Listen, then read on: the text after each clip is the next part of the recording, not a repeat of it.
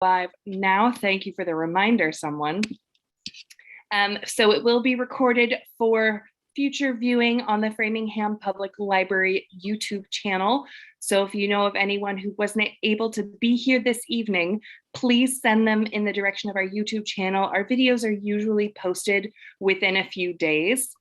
Want to make sure, there we go, great, okay, fabulous. So we are live. You should get a little pop-up there telling you that we are being recorded. And last but not least, I will be adding an evaluation form into our chat box on behalf of the library.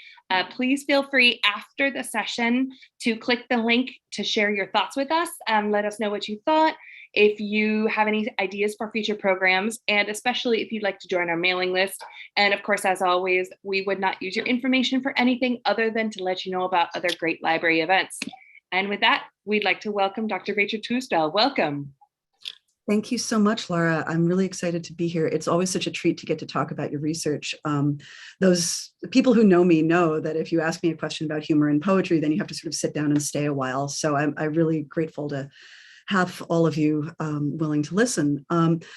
I am going to be talking this evening about my brand sparkling new book, Humor, Empathy, and Community in 20th Century American Poetry.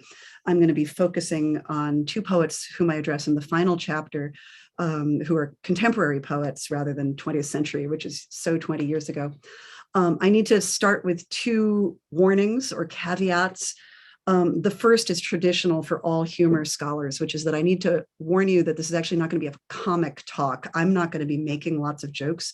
I'm going to be doing very dry literary criticism, and humor is my subject matter. So we always feel the need to apologize for that in my field. And the second is that, as you can hear, my voice tonight sounds a little like Lauren Bacall, and that's because I'm getting over a cold. I apologize if I get creakier and creakier over the course of this conversation. So it goes. Happily, it's not COVID. I keep testing negative, but that's where we are tonight. Hallelujah for the remote setup. It means you're not at risk of catching the cold my daughter brought home for daycare. All right, so thank you so much for coming, and I'm going to share my screen and talk a lot about humor, empathy, and community in 20th century American poetry. So I already showed you my book, so instead of gloating over that anymore, I want to start telling you a little bit of the background that I'm working from. This evening, I'd like to begin with a rundown of several theories of humor that various people think explain what we laugh at and why we laugh at it. And these are actually really interesting theories. And like any academic, what I'm about to do is I'm about to set up some theories so that I can complain about how they don't actually do the job of explaining what I'm interested in. So one of the oldest theories of humor is called superiority theory. And it's the basic notion that we laugh when we feel like we're better than somebody else. This goes all the way back to Aristotle.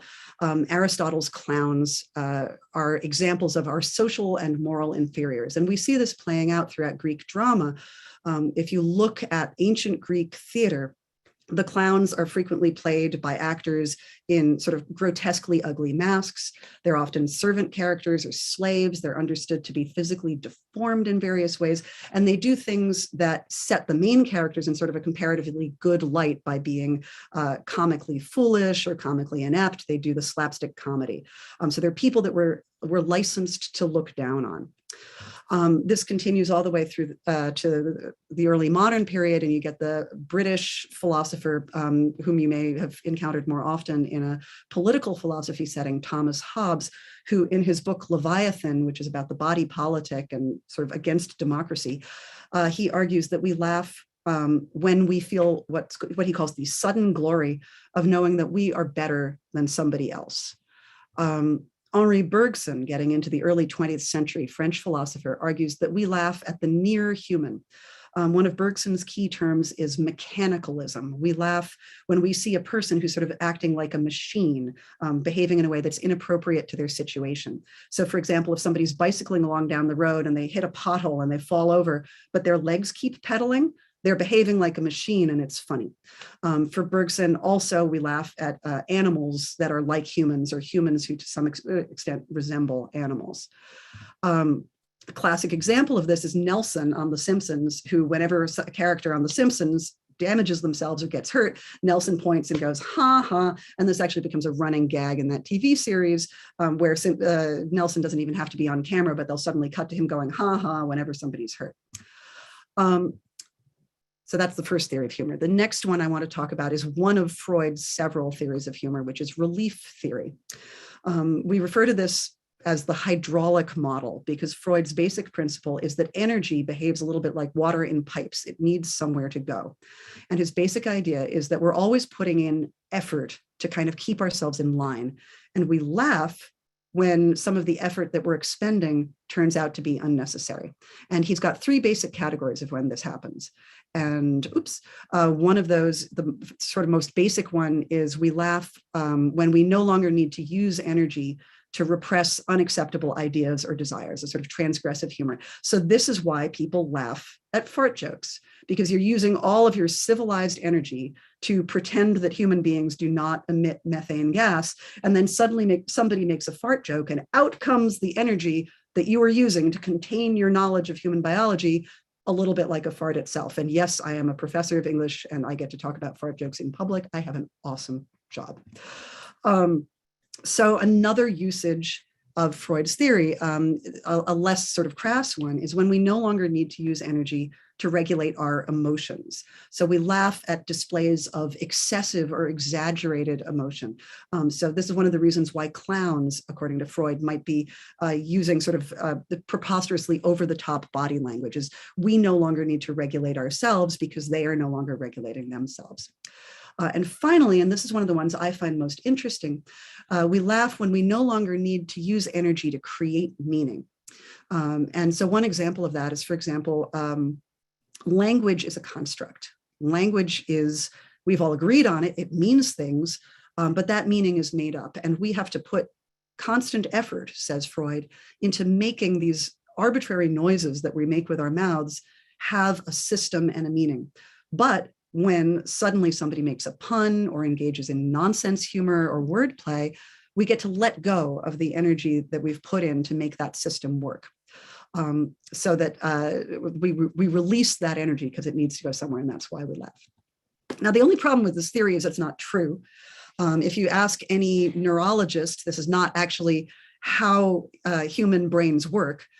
So while Freud's ideas are really suggestive, and I find them really productive, this relationship between making meaning and making order and humor, this relationship between sort of a sense of release and humor, his hydraulic model is simply not the case.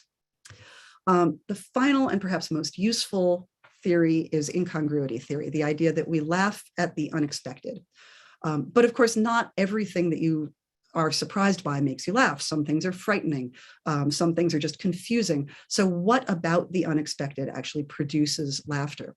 The German philosopher Arthur Schopenhauer argues that we laugh more when the unexpected reveals a new underlying pattern that we hadn't already noticed or known about. So that his theory of incongruity is that we suddenly find ourselves moving from one familiar pattern to another novel pattern, and the world sort of jumps from one form of meaning and order to another. Incongruity humor deeply depends on a human desire for order. Humorists establish a pattern, and then they break it and replace it with a new one. All right, humor and empathy. A lot of people think that humor and empathy can't coexist. One of the fundamental problems I've had in explaining my book to friendly, skeptical people is I say it's about humor and empathy, and they say, oh, you can't have those two things in the same sentence. So for example, Bergson, the French philosopher I already mentioned, says that when we laugh, we have to experience an anesthesia of the heart. That guy I was imagining falling off his bicycle, if I'm worried that he cut himself or that he broke his ankle falling, I'm not going to laugh. Edith Stein, a German philosopher of empathy from the 19-teens, argues that we frequently experience empathic laughter, but there's empathy with our fellow laughers. You and I may laugh together about a third person, so I'm feeling empathy. I'm just not feeling empathy towards the person that I laugh at. It's far less common to empathize with the object of your laughter. A traditional model of laughter is that you're not treating the object of laughter as human. And that is obviously a major problem. And this is one of the reasons why many philosophers think of laughter as sort of fundamentally unethical, because you're not treating the object of laughter as a human being.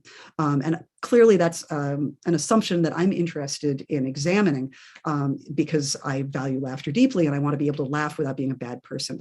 By the way, that's a picture of Edith Stein at the bottom of this page. Humor and community. Plato sees humor as sort of fundamentally subversive. He says that the guardians of the republic have to be chosen from among people who don't laugh too often, or else their own authority will be undermined, and therefore the communal cohesion of the republic will itself be in jeopardy. Bergson imagines laughter as a kind of Freemasonry, a secret society of laughter in which those who laugh share communal bonds. If we laugh together at that third person over there, you and I now are consolidating our friendship of shared laughter. Furthermore, Bergson suggests that laughter enforces social boundaries and conventions. We are going to learn the rules of the society we live in because we want to avoid being laughed at. That person over there that you and I are laughing at is not going to make the same mistake that got them laughed at again. They've learned their lesson, and slowly they're going to be brought into conformity with the group. I think of this as the Mean Girls model of communal laughter. Those who laugh are a community, excluding those who are laughed at. Obviously, that's potentially, again, an ethical problem. So, are these models adequate? A question which, when an academic asks it, is almost invariably answered with the answer no. So, superiority theory has a lot on its side. A lot of humor out there really is clearly superiority based. Racist, sexist, homophobic, xenophobic, transphobic, etc. humor is very, very common, as we all know. And people definitely do bond at their laughter at other people's expense. That is absolutely true that that happens. But is that all? Human experience is broad. Do these theories satisfactorily explain things like laughing at a pun? If I laugh at a pun, is that because I feel superior to the guy who made the pun and it's a bad pun and ha ha, I would never make that bad pun? Is that the only possible laughter at a pun? I don't think so. Laughing at a cat video. If I'm laughing because the cat is trying to open the doorknob with its little paw and failing, is that just because, haha, I have thumbs, that means I'm better than a cat? Or maybe I'm empathizing with the cat. I'm thinking, oh, you know, that frustration that cat is feeling reminds me of how I was feeling earlier today at work when I couldn't get something to function properly. Laughing at shared experience, and this is a big one. And this is something that's a very common mode of laughter. When the stand-up comic makes some big remark and then says, am I right, ladies? And all the women in the audience laugh because it's an experience they all have in common. Is that superiority theory? Is that release theory? Is that incongruity? I'm not sure it's any of those. So that I think that the models of laughter that I've given you so far are interesting and suggestive, but they're not the whole story. And one of the fundamental things I'm interested in my research is how do we find other models of laughter that we can apply more broadly? All right, so humor, empathy, and community. My work. American poets in the last 100 years are very interested in the ways that humor can broaden, narrow, and redefine our sense of community. I've chosen American poets for two reasons. One, you've got to stop somewhere. I can't do all of the books behind me on this shelf. The book would have taken me 40 years to write. But also, we have this idea of a shared sense of humor that may have some degree of cultural boundaries, right? And so I've picked America as a set of cultural boundaries to be looking within. The communities that the poets I am interested in talk about include local social communities. Who do I live with? Who am I surrounded by? Who are the people that I know? Literary history. As a poet, who are my poetic ancestors? Who have I learned from as a writer? What do I owe from those people? Owe to those people, and what have I gotten from them? What's my place in the poetic lineage? The literary present. Who are the other poets that I'm comparing myself to as fellow writers? Are they my peers? Are some of them better than I am? Am I better than some of them? How am I comparing myself to other poets? And this is a place where sort of communities can be created almost entirely on paper, or right now, poetry Twitter is a live concern. And then, of course, real world politics, which is permanently fodder for humor of all sorts, which includes questions of national identity, racial groups, and the ever thriving genre of political satire. So I want to start by talking very briefly about two of the poets I used to kind of set up my major theories, and then we're going to move to some contemporary poets. So W.H. Auden, who was born in Britain and moved to the United States in 1939, is a poet who is very interested in humor. He writes both light verse and predominantly very serious, sometimes quite difficult verse, but he is very interested in humor and laughter as kind of a disciplinary undertaking. He argues that a situation in which the actor really suffers can only be found comic by children who see only the situation and are unaware of the suffering, or by human swine. So Auden is rejecting the most painful of superiority humor. He's saying if you are actually deriving pleasure from somebody else's pain, you are a bad person. He is taking a hard line that this kind of humor exists, but that if you partake in it, you're either too young to know better or a terrible human being. So as an alternative, and I'm now quoting from his 1937 poem, Letter to Lord Byron, which was published as part of a longer volume, Letters from Iceland, in which Auden has gone to Iceland to sort of look for an alternative to the poetry communities he's found in England thus far. And he's writing to Byron, who's of course been dead by that point for more than 100 years, this comic verse letter in which he's describing his own poetic ambition. And he says, Parnassus, after all, is not a mountain reserved for A1 climbers such as you. He's telling Byron, you're up at the mountain peak of poetry writing, but that's not the only place that the muses who live at Parnassus inhabit. There's also room for others of us who are not as amazing as Byron. The most I ask is leave to share a pew with Bradford or with Cottam. That will do. And that probably isn't a resonantly funny joke to most people watching me give this talk, but it's to me a very interesting pair of lines, because Auden, who for real wanted to be a great poet, he wanted to be climbing the mountain with Lord Byron, but he's pretending that his ambition only extends to being in the sort of communal space of the church with Bradford and Cottam, both of them minor 19th century British poets who are notable, one, for hanging out at Oxford a lot, and two, for being gay, as Auden himself was. So Auden's sort of envisioning the world of poetry on the one hand as like the realm of grand ambition and mountain climbers, but on the other hand, being the sort of nice hangout where you find people with whom you have things in common and you get to enjoy your time together. So he's offering an alternative to this hierarchical model of poetry. Okay. Marianne Moore, another approach to humor. Auden's version of humor was a sense of humor as defining a community, and a thing that I meant to say on the last slide, excuse me. This is the problem of getting too excited about my own work. One of the fundamentals of what Auden was after is the idea of humor as being the entry ticket as opposed to the gate. If you've read enough that you know who Bradford and Cottam are, then you can laugh at the joke. And if you don't know who Bradford or Cottam are, you can go look them up and read them, and then you can laugh at the joke and you still get to join the community. So Auden is using humor as kind of a way to invite people into a community instead of the Mean Girls model of keeping them out. Marianne Moore, I also think is very important for sort of my theoretical setup here. She's an American poet who uses humor in a very different way than Auden does. If Auden is using humor to kind of expand the possible boundaries of his community, Marianne Moore is using humor to model empathy. A lot of her poems use humor to mark the moments when you actually understand somebody else. And one of the things that's particularly noticeable about Moore's laughter is it's not just understanding another human, it's frequently across boundaries of species. So I've got a line here from her poem, The Wood Weasel, which is about skunks, and which is dedicated to her friend Hildegard Watson, whose term wood weasel she's adopted for this poem. And over the course of this poem, Moore imagines the wood weasel, the skunk, not as stinky and gross as many people think of them, but as the playful animal which is protective of its fellow residents in the woods.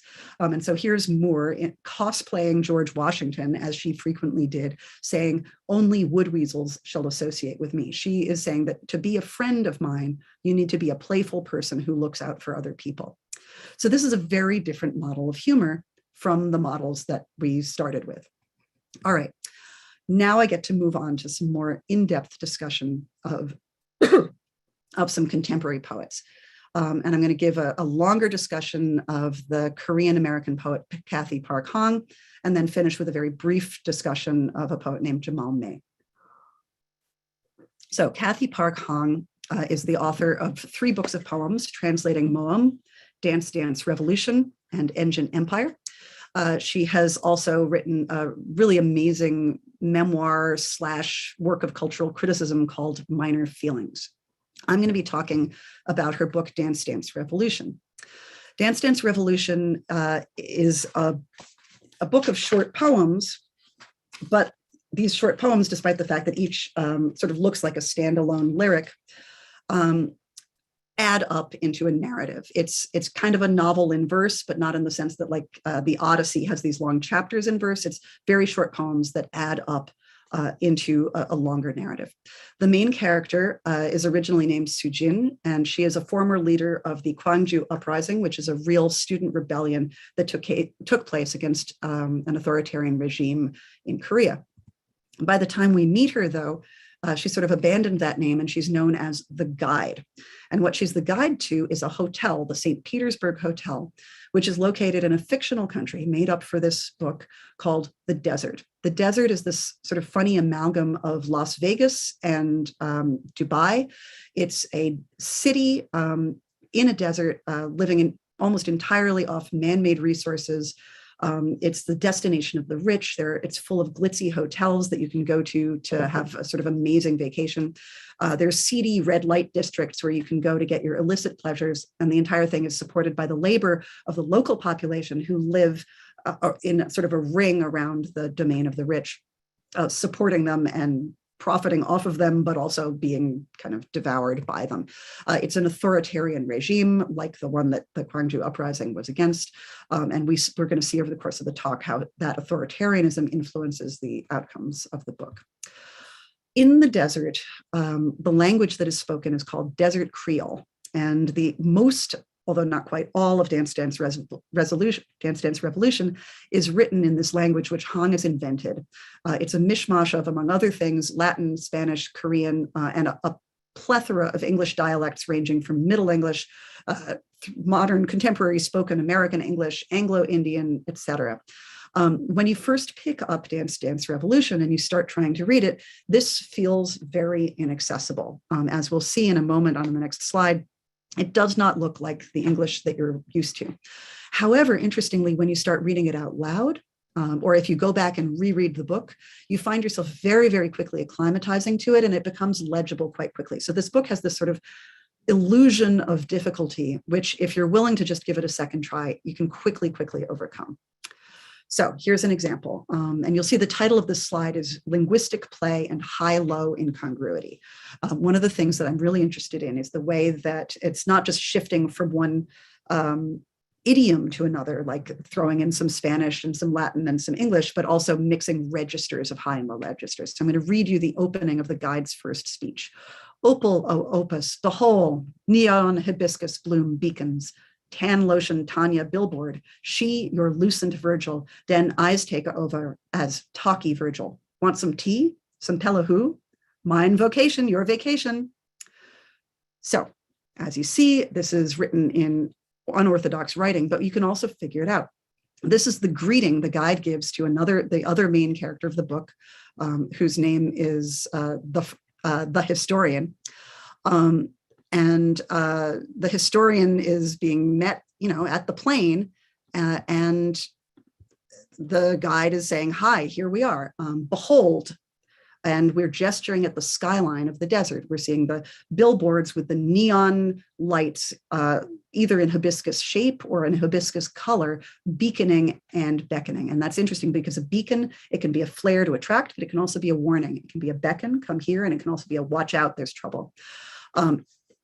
Behold suggests, again, this doubleness. On the one hand, it's behold, the sort of elevated version of, hey, look. But it's also got that word whole in there, which, as we may see as we keep reading, references not just, the idea of a hole, it's like a hole in the ground, but I think there may be elements of, I want to say, obscenity or dirtiness attached to this word. Some of my argument for that will come later. And the first site that is pointed out to us is Tan Lotion Tanya on a billboard. That's clearly a nearly naked woman in an advertisement. So taking that as Virgil, and Virgil, of course, is the Latin poet who guides Dante through the Inferno in Dante's Divine Comedy. That suggests this peculiar fusion of, on the one hand, lowest common denominator capitalism trying to make money off the fact that sex sells, and the greatest hits of Western literature. And so when the guide says that she's going to take over as talkie Virgil, she's situating herself in the intersection of these two very different ways of guiding us through. By the way, if anyone knows what Pelahu is, I would love to find out. The internet is full of people trying to figure this out. Han has been asked and she will not answer. This final line of this section, mine vocation, your vacation, once again gets at this doubleness. A vocation, literally it's a calling, vocare. Your vocation can be your divine calling. Vacation, taking that to its root too, that's like vacancy, emptiness. Your vacation is your time off when you're not doing anything. The idea of one person's vocation being another person's vacation suggests that this entire book is going to be playing with absence and presence, the idea that there's something there and there's nothing there. This linguistic playfulness that makes this kind of double exposure. I'm not saying that it's laugh out loud funny. I doubt any of you giggled when I put this up on the screen, but I do want to suggest that it is deeply and fundamentally comic in its deployment of the unexpected, the ways that the meanings accrue and build up, and the ambiguity it builds out of those accruing meanings becomes funny as we start seeing the double exposure of these different elements. All right, so each hotel in the desert, and the guide works at the St. Petersburg Hotel, but there are lots of others that also are named after cities, is the microcosm of any city. Each hotel is the microcosm of any city. And that microcosm is another of these double exposure terms. On the one hand, clearly it's a spelling of microcosm. It's like a shrinky dink of St. Petersburg. But that mic and then the capital C suggests it's sort of the McDonald's version of St. Petersburg. It's the lowest common denominator. It's made cheap in order to produce profit. And it's probably not that high quality. And as an example of the awesomeness of the St. Petersburg Hotel, here is a section out of a poem that the guide gives us, the washrooms of St. Petersburg, where she is extolling the greatness of the toilets in the St. Petersburg Hotel. Die Buttons and toilet manifold, pequeño es mungbeans, one for concierge if you suffer a bellyache, not a squirts fountain of water to wash ye besmirched hole after satis, one that will pipe in Wagner or disco, din parfum to fume the awful air. So what we're getting here is, again, this amazing high-low fusion in the praise of this toilet. On the one hand, it sounds like a great toilet. It's got a lot of features. There's a bidet. On the other hand, we're never allowed to forget what it's actually for. So that on the one hand, besmirched, right, sounds pretty gross. And it's nonetheless put in this high diction, satis, that's Latin for enough. The diction isn't all high, though. Some of it's familiar if you know how to look at it. Pequeño es mungbeans. That's mungbeans. That's going to be a misspelling of muy bien, very good. So that the creolized language that the guide is speaking is fusing all of these different sources to be describing all this effort, all this linguistic import given to a toilet. That toilet itself has also had a lot of effort put into it. The idea of playing Wagner while you're using the pot seems to me, well, I hope that it's not necessary, because that's a lot of drama for the occasion. Perfume, it's an attempt to cover up what's going on, but that covering up doesn't work. To fume the awful air, that word awful is doing a lot of work there. On the one hand, it's a pretend misspelling of awful, like it smells awful in here. On the other hand, awful is a term for innards, for the edible internal organs of animals like tripe. So what we're getting here is this, I think, kind of hilarious description of this over-the-top, almost pretentious toilet being put in these high-flown terms, which by virtue of the combination of the high-flownness and the subject matter undercuts much of what the guide is doing. You can't take seriously a hotel that is praising its own toilets this highly. And I think that the subversiveness of this humor is partly because the guide wants it to be subversive, but very much because Han does. All right, so revolution and play. Remember, the guide was a major figure in the Gwangju uprising. She's helped the student rebels by broadcasting over the radio for the duration of the uprising. Also, in the recent history of the imagined country, the desert, there's something called the Dance Revolution, during which the local people who've been working in the hotels and in the surrounding districts have tried to revolt against the authoritarian regime. Desert Creole, the language, is part of that revolt. It's an unstable, fluid language which changes from speaker to speaker and from utterance to utterance. That makes it impossible to pin down and therefore impossible for the authorities to control.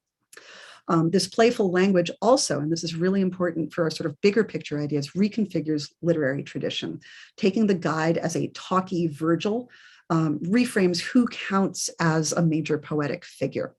A tour guide to the bathroom is really, really different from a tour guide to the literal afterlife.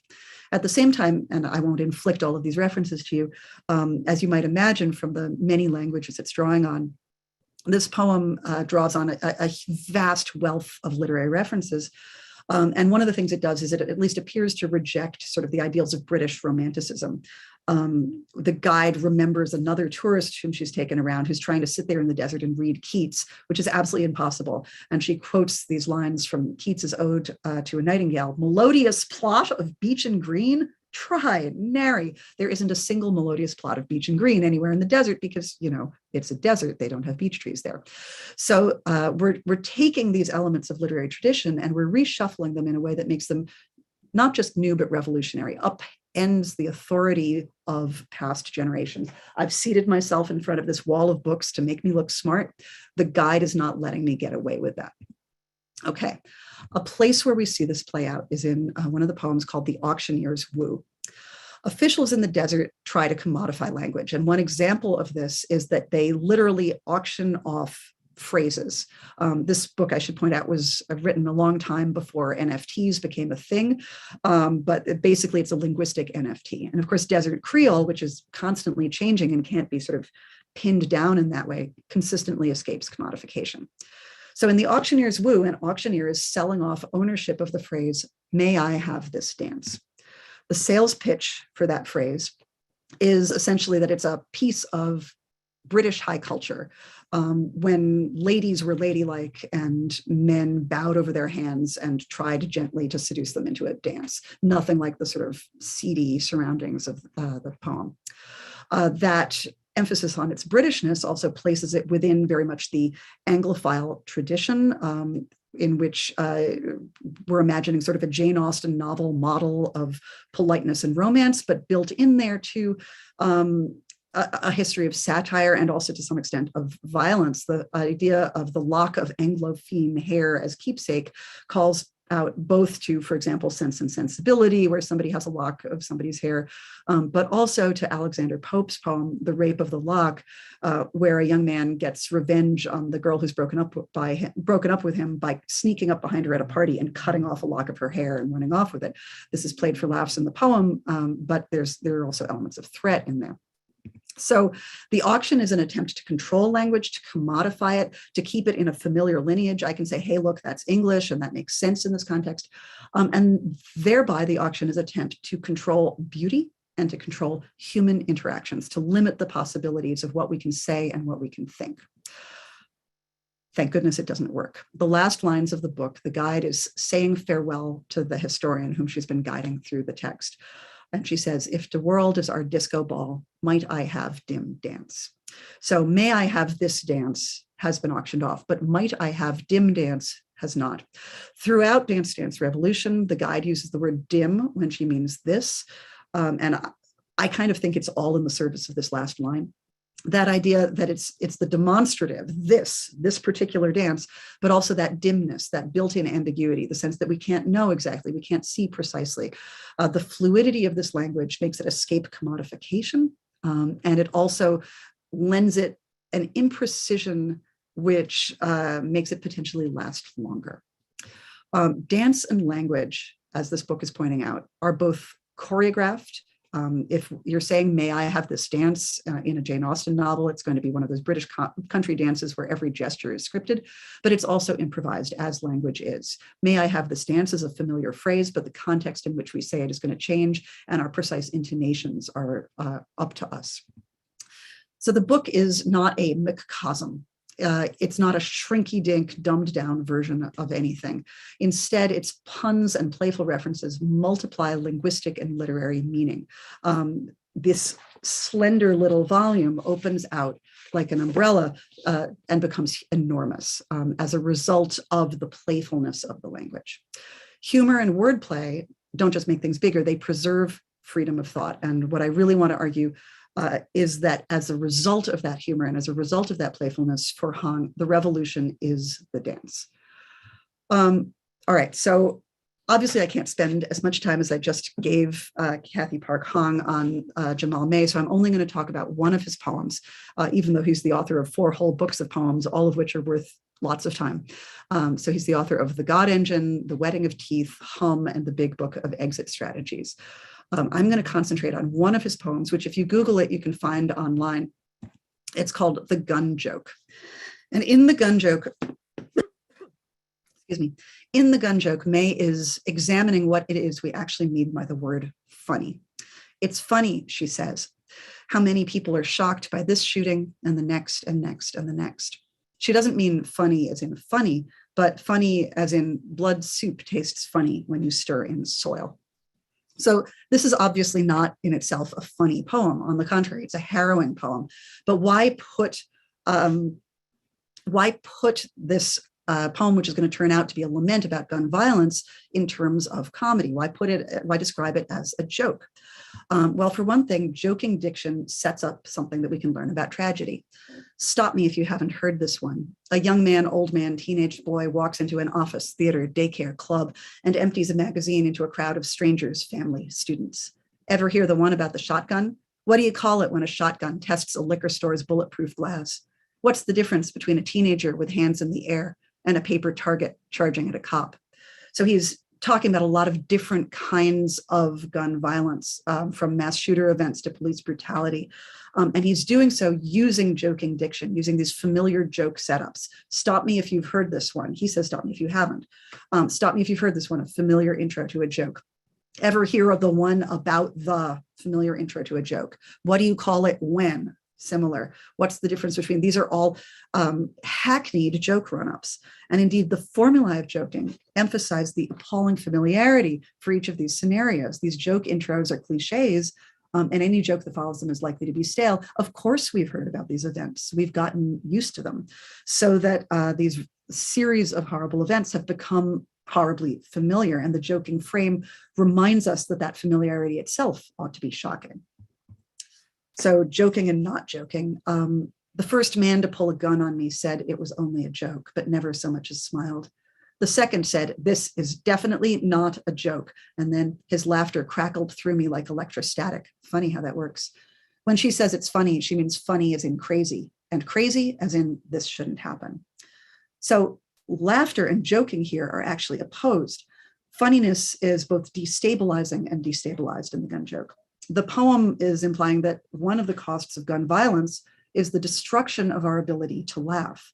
Pervasive and formulaic violence replaces the laughter of amusement with the laughter of trauma, not laughter that's a healthy coping mechanism, which is another of Freud's models, but a painful laughter which perpetuates the violence that brought it into existence.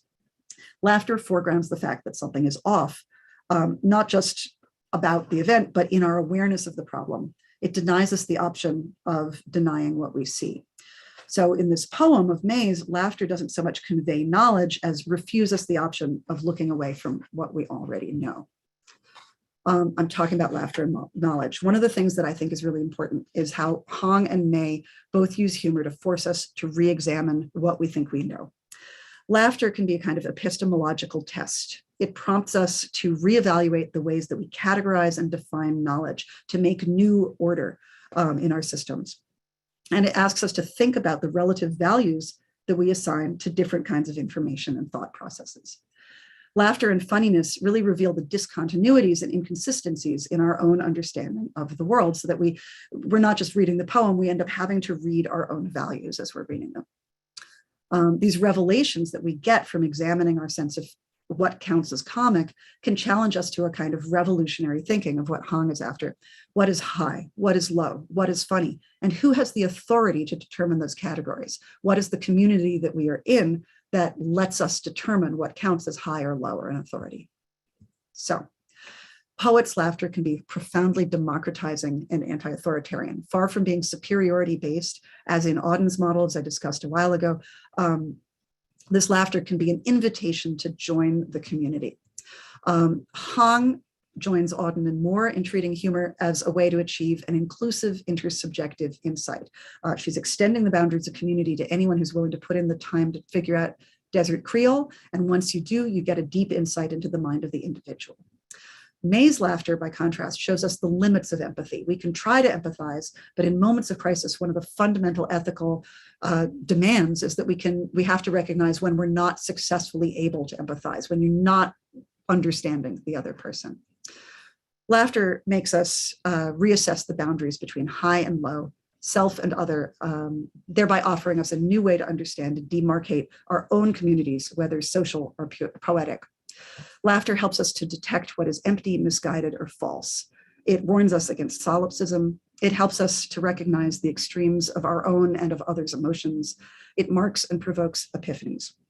Humor, empathy, and poetry, taken as complementary approaches to that pattern finding, that making of order, helps us to hold conflicting ideas in double exposure, and thus to gain ever richer, clearer, and, if we're careful, more generous understandings of the world and of ourselves. All right, thank you so much. That was really fun for me. I would be very interested to hear any questions anyone has. Awesome. Thank you so much, Rachel. We'd like to invite all of you to go ahead and place any questions that you have in the chat, and I will go ahead and read them out loud.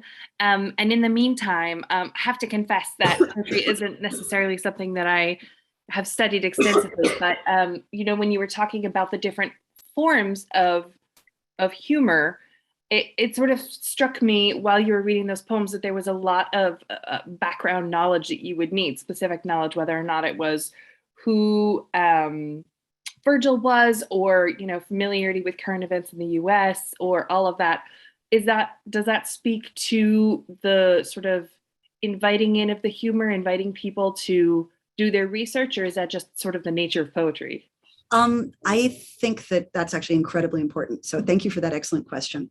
One of the things I'm really interested in my own work is the ways that that references, that things you have to catch and pick up on, can be used either to include or to exclude. A poet that I didn't mention in my presentation, whom I have a whole chapter on in my book, is Ezra Pound. Ezra Pound is a terrible person. He's a fascist. I mean, he was tried for treason after World War II level fascist, not just I don't agree with his politics.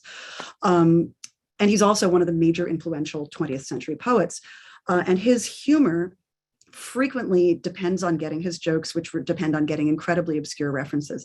And one of the things that happens when you're reading a Pound poem, if you get the jokes, you end up sort of patting yourself on the back. Oh, aren't I smart? Aren't I erudite? I'm able to get all these literary references.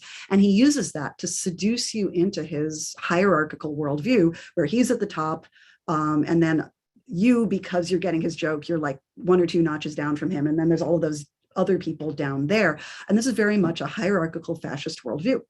Whereas Auden has these jokes he's making, but they can be tracked down a little more easily. You don't need access to a major research library if you want to find out what he's talking about. Jokes about contemporary American politics. I don't think May is writing that poem planning to have it read 200 years from now, when people have to use their Google brain chip to figure out what a mass shooting is. He's speaking to people who already know, and he's inviting anyone who's concerned with the issue into the poem. So how poets handle reference tells you a lot about who they think their audience is going to be, because sometimes the references are created in a way where you can look it up really quickly, and sometimes they're done in a way where you have to have prior knowledge or you're not going to catch them at all. And that, to me, is the important difference. I don't know if that answered your question satisfactorily or not, though. Yes, definitely. And we're getting some questions in the chat as well. How many layers can a joke have? Like, who's on first with the sad sack Lou and the smarter partner? Oh, it's turtles all the way down. There's no bottom. The better the joke, the more layers, in my opinion. I find the form of joking and the form of poetry to be profoundly linked, in the sense that they both depend on returning and returning to the prior layers of meaning. And you have to see multiple layers simultaneously. A good joke, a really interesting, profound joke, as opposed to just, oh, ha ha, you got the word wrong kind of joke, really can go on for a very deep time. I don't want to pick a number. What can you tell us about Bob Dylan's poetry and or humor? I can tell you I like it.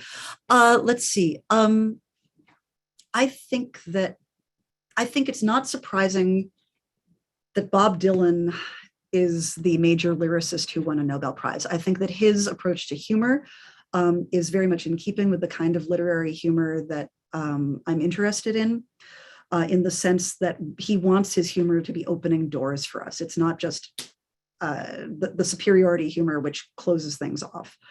I would want to go listen to some Dylan songs and pick something funny. If you want to make a suggestion, I'd be happy to riff on it. But I think that the model of humor as invitation to look further is one that he's really adopted.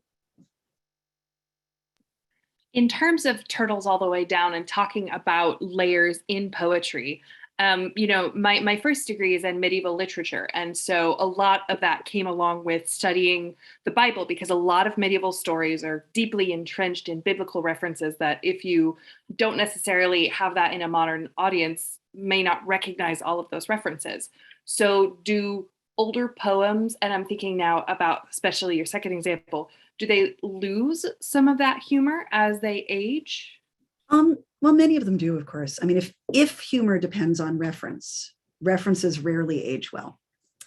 So when my field is 20th and 21st century literature, when I read medieval literature, I don't get as many of the references as my medievalist colleagues do, because they know the currents of the day. I can pick up on a lot of the Bible references, but I can't pick up on the dishing on what just happened in the king's court. So if the humor depends on outside reference, yes, it's less likely to age well. Of course, there are exceptions. And I mean, if you've read the footnotes of your Shakespeare play enough times, you eventually start laughing at his obscure, dirty jokes, because they become part of your valence, part of your own vocabulary. So I think that although there's this sort of idea that humor is best when it's fresh, sometimes it's fresh the third time you read it. But for a lot of humor, yes, of course, if it's topical, it's going to fade with time. Just reminded me really quick, there's a really fabulous 10-minute documentary on YouTube. I don't know if you've had the chance to see it, where it's a linguist and his son, who's an actor at the Globe Theater, and they talk about the pronunciation of Shakespeare plays, and probably they've done performances that were closer to what we would consider traditional Shakespeare pronunciation, instead of sort of the RP classic. And there are a ton of jokes that are missed out in the RP accent that when you do it in the Shakespeare accent, So I wonder too if there's linguistic references. Oh, absolutely. Absolutely. So we have someone saying, very interesting work, Rachel. Nice to see you. I use humor a lot to create community in the classroom, but it's mostly the let's stop talking to each other and take ourselves too seriously, because humans are ridiculous anyway humor. And also, this would be too traumatic if I didn't make a joke out of it. So let me make you vulnerable by being vaguely traumatizing by using humor. I'm trying to fit this into what you discussed. How would you characterize this use of humor? Well, that dealing with trauma use of, first off, hi, Layla, it's good to see you. That coping mechanism humor where you're laughing at the terrible thing you're reading about. I mean, especially in a literature classroom or a history classroom where you're talking about something appalling. I appalled my students earlier today by making a joke about the Holocaust. I did. I instantly contextualized that by invoking Mel Brooks and the fine tradition of Jewish humor that copes with tragedy by laughing at it. I'm not sure they bought it. I respect their right not to buy it, but there's a fine tradition in many cultures that have dealt with sort of profound cultural trauma of making humor out of the unspeakable. We see this in like Soviet Russia. The humor of Soviet Russia follows very much that, like, you make a joke about being sent to the Stalag and what that means. So that fits nicely into sort of a different Freudian model that I didn't talk about, the coping mechanism humor, the laugh in order to prevent the pain, as a way of expressing the emotion without having to feel the emotion. And when it works, it can be a very healthy coping mechanism. It doesn't have to be the sense of a coping mechanism like, if this were vodka instead of tea and I was drinking it to get through this talk, that would be an unhealthy coping mechanism. I should not do that. But laughing can be a healthy one because it can dispel the tension. It can let you acknowledge the tension and therefore work through it. Of course, if you make the wrong joke about trauma, you can traumatize people further. So it's a very dangerous move in the classroom sometimes, but it's one that I find irresistible. So it's a minefield I keep walking into myself. I don't know if that answers the question. What kind of humor might be needed for us during the pandemic? All of them. I don't know about you all. My spouse and I have been getting through the pandemic watching the lightest humor we possibly can. We're going for really low stakes. Currently, we are watching a Danish TV show called Badhotellet, which is set in a seaside resort. And the big tensions are, like in the first season, the big tension is the rich girl going to get the guy, or is the pretty maid going to get the guy? Let's find out.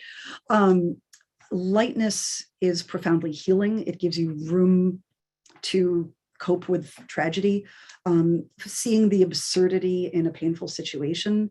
And absurdity, by that I mean sort of the truest forms of incongruity, the way something is fundamentally nonsense. It is nonsense that we're all running around with these masks strapped to our faces. It is nonsense that 900,000 people have died. That makes no sense. I don't mean we can't figure out the causes.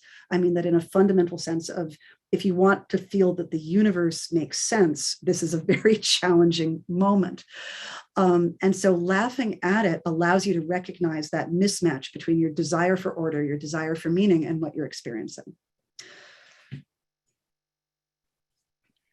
So when we're talking about poetry and we're talking about, thinking about your Ezra Pound example, how in the world of poetry is it different when we talk about who can tell those jokes, Mel Brooks versus Ezra Pound?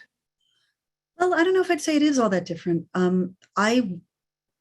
I feel comfortable making some jokes because of who I am. I would not feel comfortable making other jokes because of who I'm not. I don't think that the boundaries of either ethics, if you think of it as sort of an ethical absolute, or of our cultural norms change when you enter the world of literature.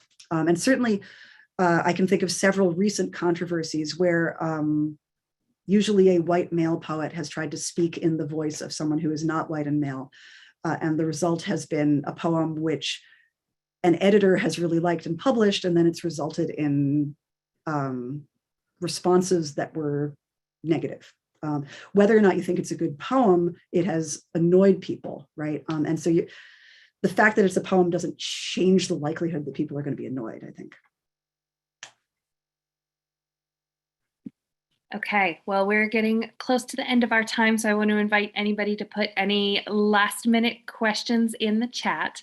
And while you've got your typing fingers going, I just wanted to ask Rachel, what do you hope that we walk away with? What's one thing that you really hope that we remember from your talk tonight? Oh, I think that laughter, people like to say, oh, it's just a joke. And I think that that is a profound misunderstanding of joke. I think laughter and humor are as much a language as any other language. Like any other language, they can be used for good or evil. I think that recognizing the profundity of humor, the aesthetic value, the moral value, the psychological value of humor, and allowing ourselves to let humor kind of infuse our lives in a meaningful way can be very productive. So maybe that's what I want people to take away. And if I could add just a secondary coda to that, some of these scary, difficult poems, like my big book behind me. Oh, look, here's Byron, right? Big, chunky book. And if you haven't read any Byron, you might look at this with its 8-point font that is responsible for these glasses. and say, wow, that looks very serious and boring. They wouldn't be doing this if it weren't fun. There's a lot of humor even in the most serious of these texts, and it's very rewarding to allow yourself to notice it. Okay, well, thank you so much for being here tonight. Thank all of you for joining us. I'd like to invite you to join us for our next lifelong learning session with Dr. Kellyanne Kolodny. It's going to be on Thursday, the 24th of February. She'll be talking about moments that matter in childhood education. So we'd love to have you join us. Oops, I'm so sorry. My noisy child just came into the room in the background. And I've also put in the chat our program evaluation form. We'd love to hear from you what you thought about tonight's event. And if you'd like, as I said at the beginning, to join our mailing list. Thank you again for being here, Dr. Truesdale, and everybody have a great night. Thank you so much for having me. This was such a treat.